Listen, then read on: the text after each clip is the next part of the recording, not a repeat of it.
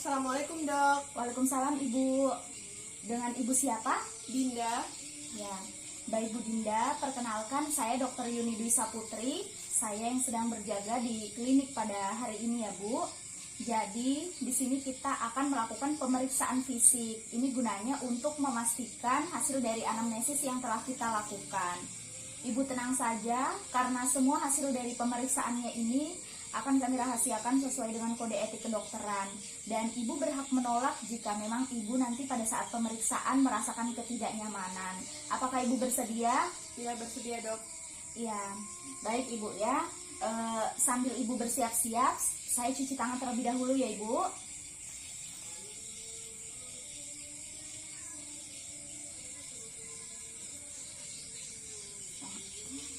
Baik, yang pertama kita melakukan penilaian status keadaan secara umum pasien dan tanda vital.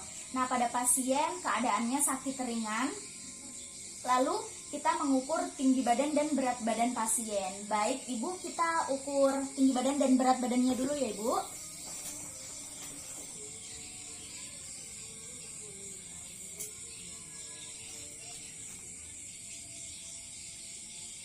Untuk tinggi badannya 162 dan berat badannya 50.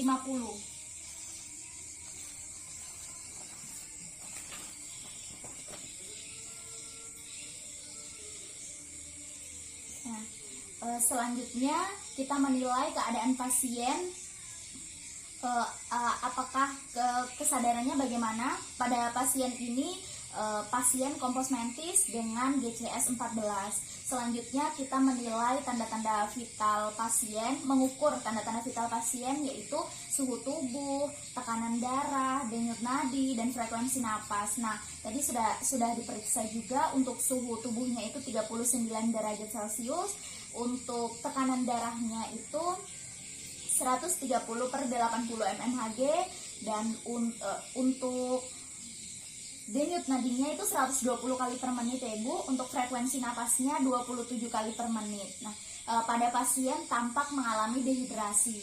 Selanjutnya kita melakukan pemeriksaan lokalisata. Nah, pada pemeriksaan ini kita menilai rambutnya apakah rontok atau tidak. Nah, pada pasien rambutnya tampak mudah rontok. Selanjutnya kita menilai pada bagian matanya apakah ada kelainan atau tidak. Pada pasien ini konjungtivanya tidak anemis. Ibu boleh lihat, ikuti gerakan jari saya.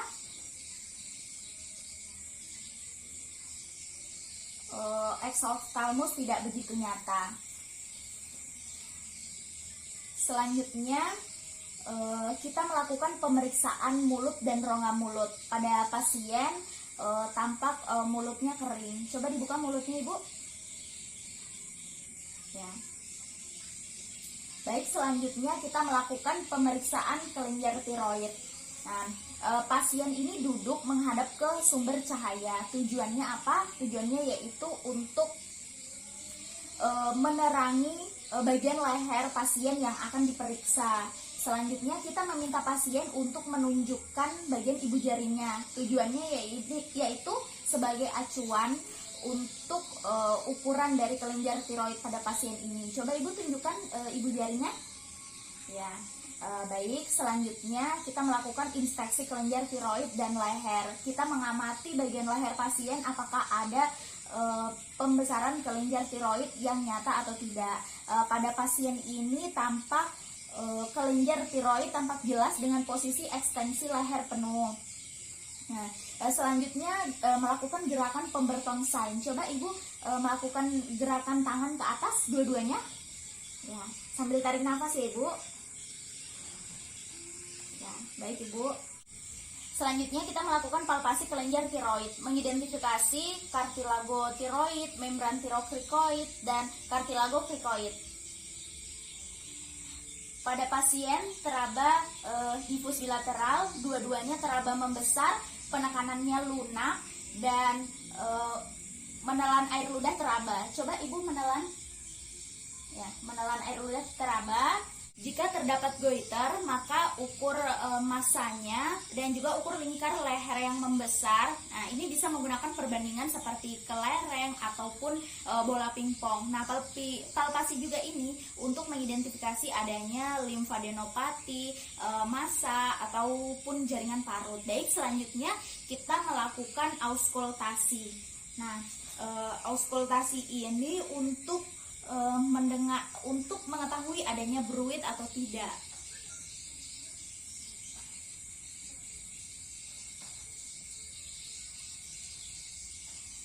Pada pasien terdengar bruit.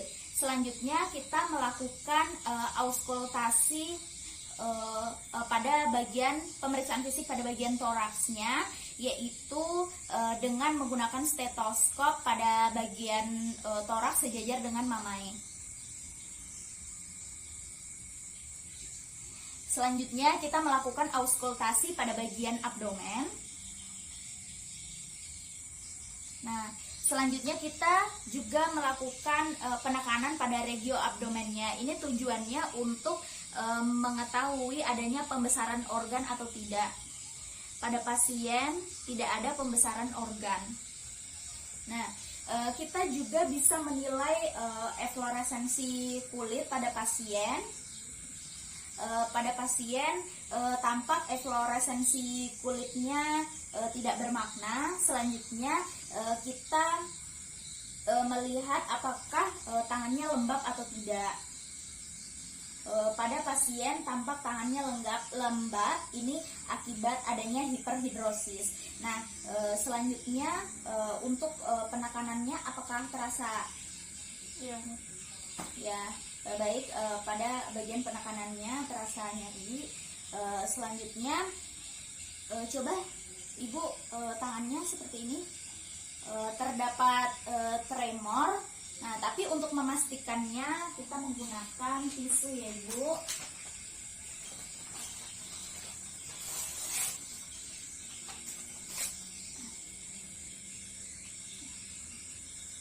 Pada pasien terdapat tremor. Pada pasien lengannya simetris dengan ukuran tubuhnya sesuai dengan proporsi dengan lengannya, lalu tidak ada deformitas. Untuk tungkainya juga simetris, tidak ada deformitas dan proporsinya sesuai dengan ukuran dari tubuh. Baiklah, setelah kita melakukan rangkaian pemeriksaan fisik tadi, kita harus melakukan cuci tangan rutin lagi. Nah, apakah Ibu sudah berobat sebelumnya? Belum. Ya, jadi dari hasil pemeriksaannya tadi Ibu ya, Ibu mengalami dehidrasi, tetapi tampak eksoftalmusnya tidak begitu nyata. Untuk tiroidnya teraba difus bilateral, dua-duanya teraba membesar. Penekanannya lunak dan menelan air ludah teraba, terdengar bruit. Nah, Ibu juga merasakan mudah lelah dan banyak berkeringat. Apakah Ibu suka udara panas atau dingin? Suka udara dingin Dok, karena tidak tahan panas. Iya. Ada sesak napas? Tidak, Ibu? Tidak ada Dok. Tidak ada. Untuk berat badannya menurun? Iya Dok. Oh, berat badannya menurun. Untuk selera makannya gimana? Biasa Dok, normal. Biasa. Kalau rasa gugup ada? Iya. Oh, ada. Tadi Ibu juga berkeringat, mudah lelah, berdebar-debar ya. Baik, jika dilihat dari hasil dari jawaban yang telah Ibu sampaikan, didapatkan suatu skor yang mengarah adanya gangguan fungsi hormon tiroid. Nah, ini dimungkinkan karena terjadi peningkatan dari kadar hormon tiroid di dalam tubuh ya Ibu. Nah, pemeriksaan fisik ini tadi saya dapatkan ada pembesaran pada kelenjar tiroidnya. Terus ditemukan adanya bruit, gangguan mata menonjol, eksoftalmus itu tidak begitu nyata, tidak ada gangguan gerakan kelopak matanya, tangannya lembab, irama jantung teratur di skor sekitar 26. Ini berarti menunjukkan meningkatnya kadar hormon tiroid atau disebut dengan hipertiroidisme. Jadi untuk tindakan lanjutnya ini Bu ya, dilakukan suatu pemeriksaan darah untuk memastikan apakah memang kadar hormon tiroid Ibu ini meningkat atau tidak. Nah, jadi saya akan melakukan pemeriksaan penunjang, yaitu dengan pemeriksaan TSHS dan T3 T4. Nah, kemudian kita melakukan pemeriksaan untuk darah perifernya serta fungsi hati. Nah, untuk obatnya saya berikan awal untuk mengatasi rasa debar-debarnya Ibu ya. Tapi sebelumnya saya ingin menanyakan, apakah Ibu ada riwayat sesak, asma? Tidak ada dok. Ya. Ada alergi obat-obatan atau tidak Ibu? Tidak ada dok. Tidak ada. Baik Ibu, nanti saya akan berikan resep yang ini diminum sehari ya Ibu, itu dengan propanolol 10 mg sehari 2 kali 1 tablet. Nah, kemudian Ibu langsung melakukan pemeriksaan darah. Nah, begitu ada hasilnya nanti Ibu langsung kontrol supaya bisa diberikan pengobatan untuk selanjutnya. Baik Ibu ya, itu semua hasil dari rangkaian pemeriksaan fisik tadi. Semoga Ibu cepat sembuh dan selalu berdoa agar selalu diberikan kesehatan dan kesembuhan. Terima kasih banyak Bu atas kerjasamanya. Assalamualaikum. Sama, dok.